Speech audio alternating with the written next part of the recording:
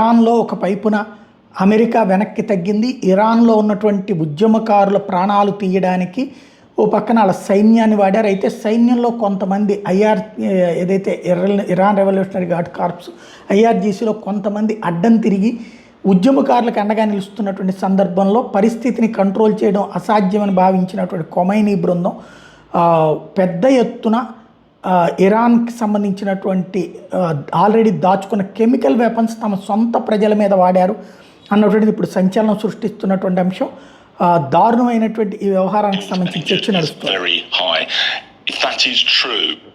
I'm a member of the Labour Foreign Policy Group, and I received a report just before we came on air tonight. I hasten to add this is not verified yet, but it's a credible report to me, and it says the city's prison is overcrowded with detained and arrested protesters.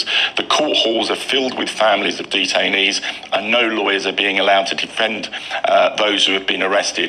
People believe that some kind of toxic chemical substance has been used against protesters, causing some of the injured to lose their lives days later.